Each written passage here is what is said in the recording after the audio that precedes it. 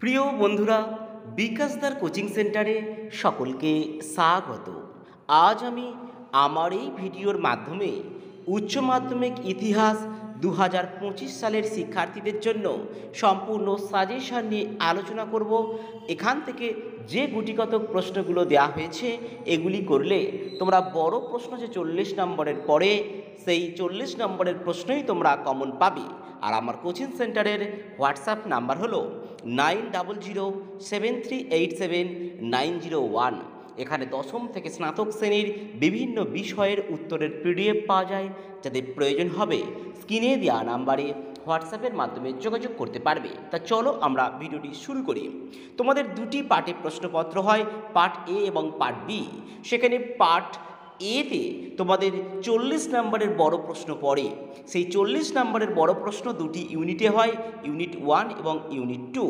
সেই ইউনিট 1 হচ্ছে প্রথম, দ্বিতীয়, তৃতীয়, চতুর্থ এই অধ্যায় নিয়ে ইউনিট 1, এবং পঞ্চম, ষষ্ঠ, সপ্তম, অষ্টম এই অধ্যায় 4টি নিয়ে হয় ইউনিট 2। এখানে প্রতি অধ্যায় ভিত্তিক যে উত্তরগুলো বা প্রশ্নগুলো আমি দিয়েছি এগুলি করলে তোমরা এখান থেকে 100% প্রশ্ন কমন পাবে। পাশে ইম্পর্টেন্সি বোঝানোর জন্য স্টার ব্যবহার করা হয়েছে। যে প্রশ্নের গায়ে যত বেশি স্টার দেওয়া রয়েছে সেই প্রশ্নের ইম্পর্টেন্সই তত বেশি।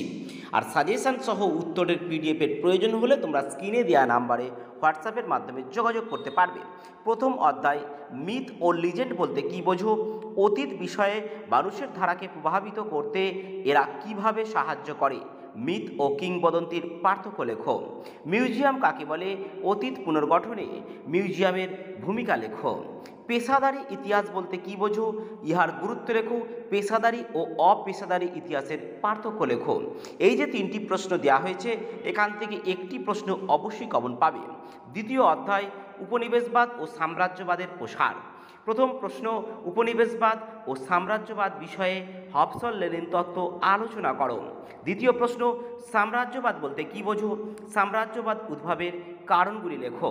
3 নম্বর প্রশ্ন, উপনিবেশবাদ বলতে কী বোঝো? এর সঙ্গে সাম্রাজ্যবাদের সম্পর্ক নির্ণয় করো। তৃতীয় অধ্যায়, ঔপনিবেশিক আধিপত্যের প্রকৃতি। প্রথম প্রশ্ন, ঔপনিবেশিক আমলে ভারতে অবশিল্পায়নের কারণ ও প্রভাব লেখো।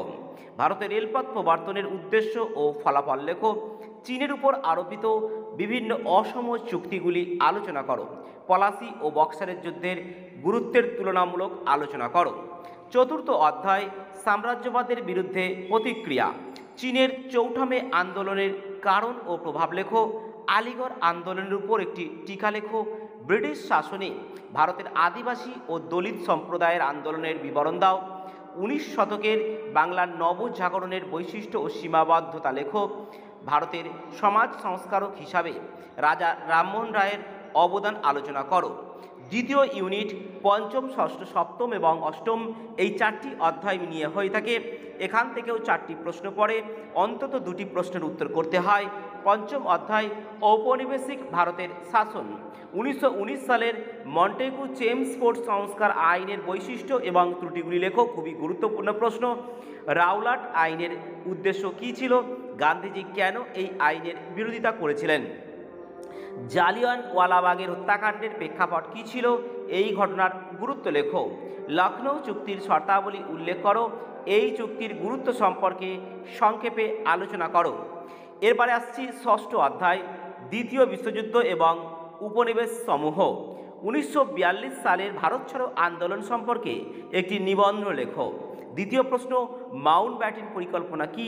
এই পরিকল্পনার ফলাফল লেখো। 3 নম্বর প্রশ্ন, ভারতের স্বাধীনতা সংগ্রামে সুভাষচন্দ্র বসু ও আজাদ হিন্দ বাহিনীর কৃতিত্ব লেখো। সপ্তম অধ্যায়, ঠান্ডা লড়াইয়ের যুগ। ট্রুম্যান নীতি কী? মার্শাল পরিকল্পনার উদ্দেশ্যগুলি কী ছিল? দ্বিতীয় প্রশ্ন, হো চি মিনের নেতৃত্বে ভিয়েতনামের মুক্তিযুদ্ধের সংক্ষিপ্ত বিবরণ দাও। 3 নম্বর, জোট নিরপেক্ষ নীতি কী? জোট নিরপেক্ষ আন্দোলনের উদ্দেশ্য লেখো। 4 নম্বর, সুয়েজ সংকট কেন দেখা দিয়েছিল? সুয়েজ সংকটের তাৎপর্য ব্যাখ্যা করো। এই সংকটে ভারতের ভূমিকা কী ছিল? 5 নম্বর প্রশ্ন, কোরীয় যুদ্ধ 1950-এর তাৎপর্য ও ফলাফল কী ছিল? শেষ অধ্যায়, অষ্টম অধ্যায়, উপনিবেশীকরণ। স্বাধীন ভারতের প্রথম 3টি পঞ্চবার্ষিকী পরিকল্পনার লক্ষ্য ও গুরুত্ব লেখো।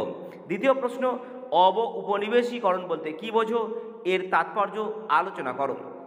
3 নম্বর প্রশ্ন, স্বাধীন ভারতের উত্থানে শেখ মুজিবুর রহমানের ভূমিকা আলোচনা করো। বন্ধুরা, আজ ভিডিওতে এই পর্যন্তই। ভিডিওটি ভালো লাগলে বন্ধুদেরকে শেয়ার করবে, চ্যানেলে নতুন থাকলে চ্যানেলটি সাবস্ক্রাইব করে পাশে থাকবে। উত্তরের পিডিএফের প্রয়োজন হলে স্ক্রিনে দেওয়া নাম্বারে হোয়াটসঅ্যাপের মাধ্যমে যোগাযোগ করতে পারবে। আজ ভিডিওতে এই পর্যন্তই, ততক্ষণের জন্য সকলে ভালো থাকবে। দেখা হবে পরবর্তী ভিডিওতে।